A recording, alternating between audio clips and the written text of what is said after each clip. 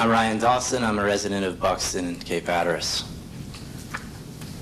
Our islands and way of life have been stripped away from us by an activist judge and a special interest group that doesn't live on the island. Judge Boyle had no right to even entertain this case. We have a precedent of open beaches since the 1920s. Closing down beaches on an island cannot have any result other than a disaster. And yet this is precisely what has happened without any compensation to the residents of the Outer Banks. This is the last thing we needed overlapping a nationwide recession. The pretext to close the beach is insincere, unscientific, asinine, and most of all, illegal. In the past, the federal government fought tooth and nail to create recreational parks on America's seashores to be enjoyed by the public. The original intent was to connect the historical sites of the Wright Brothers Memorial and the lighthouses together by a road, and to have the Park Service do what its name implies, service the park. The role of the Park Service was to provide access to the historic sites in the recreational area. They're supposed to be providing access, not limiting it. The large argument at the time wasn't framed as a debate between animals and people. The fight was between the government, who wanted a public beach unspoiled for all to use, and the private landowners who wanted to develop the beach for themselves. After the Florida land boom in the 1920s, the government set up research planners to create recreational lands reserved for the public's use, but not open to development. Completely separate from that issue was setting aside some land to be designated as wildlife preserve for animals. The Phipps family donated large plots of land to be used as a public beach and managed by the Park Service, whose initial role was building ramps and preventing erosion. How much this role has been reversed today is sickening. Cape Hatteras became one of 10 current national seashores. By definition, they are recreational parks. In fact, from 1940 to 1954, it was called the Cape Hatteras National Seashore Recreational Area. Recreational area was dropped from the title in 1954 because it was redundant, because National Seashore already was defined by the Park Service itself as a recreational area. Congress had passed a bill allowing limited hunting to be added to forms of recreation on the National Seashore for Cape Hatteras on the recommendation of a letter from the Secretary of Interior, Oscar Chapman, who was the director of Yellowstone. Pea Island was set aside as a wildlife refuge, and Hatteras and Ocracoke, aside from the land set aside for the villages and some land that was adjacent to Lowland Monroe, was to become a recreational park or national seashore. For over 4 generations, people have been driving to Cape Hatteras and Ocracoke from as far away as Canada to enjoy the public beaches. Beach driving and certainly beach walking has been allowed the entire time without conflict. You can't even reach portions of the beach outside the villages around Buxton without a vehicle.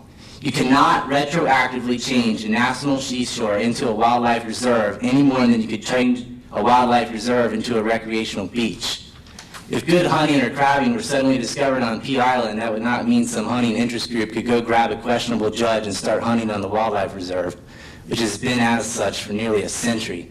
Likewise, a bird enthusiast cannot change a recreational park on an island where people already live and have their entire economy intrinsically tied to and say, no more going to the beach because I want a de facto wildlife reserve.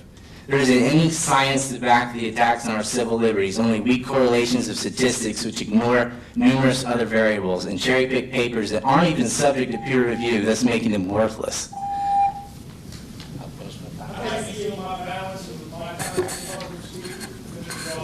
How much longer do you have, Ryan? We don't yield time. How much longer do you have, Ryan? I can speed through it. About 2 minutes. 2 minutes?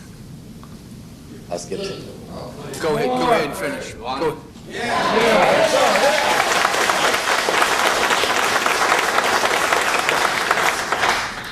Thank you.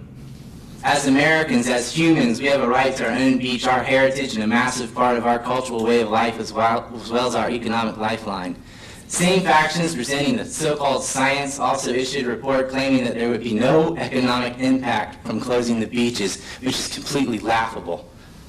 Ask yourself if Central Park in New York would be closed down to the public if suddenly an albino squirrel were to be discovered living there. Driving on the beach is not hurting the piping plover. However, not driving on the beach is hurting plenty of other animals. If anything, the presence of people on the beach has been preventing natural predators from entering the area to kill birds and eat eggs. Now that Americans have been removed by the land, by the police state, the area must be patrolled constantly by the Park Service workers who have been gassing and shooting thousands of other animals. The fox, raccoons, geese, and crabs and other natives have lost their beach as well as their lives. Furthermore, it has cost the taxpayers of the U.S. hundreds of thousands of dollars to pay the NPS to murder animals for being animals. What do they plan to do? Go on shooting possum and raccoon indefinitely until none are left? It's not like they can swim back to the islands. The whole island knows this issue has nothing to do with the birds. It's about economics. All across the nation, hiding behind environmental pretexts, the government is stealing public land in order to privatize them for profit. What the Park Service plans to do is take a formerly recreational area that was open to the public for free and start to police it and privatize it so they can issue permits and parking passes and make a handsome profit off it, just like they have our lighthouse. Our lighthouse used to be free to the public. Now they charge a fee, which goes to the general fund, and they keep the money. It doesn't help the needs of the island. Ocracoke, Hatteras Island, and Nags Head have been hit the hardest by this insane, highly irresponsible decision by a questionable federal judge. There's a reason laws come from Congress. Congress represents the people and the people's interests. Congress is elected and can be held responsible for bad decisions. That is why judges don't make laws, they only interpret if you break them. When you let them make laws, they skip the will of the people because judges are not elected and they can act like regional dictators. The will of the people in this area of North Carolina has been completely ignored because a judge has circumvented the law-making process by clinging to an obscure interpretation of one executive order by a president who is impeached. Impeachment. It sounds like a good word to me. Thank you, sir.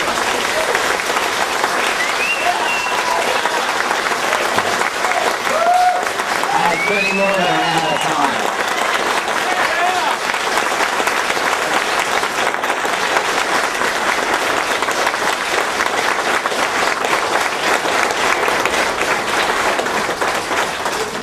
The Park Service shooting a fox on the beach, and I've compiled files for you of the laws, as well as some unethical activity by Judge Boyle, breaking ethics laws, ruling on cases that he hadn't checked. Thank you. Thank you. Bobby?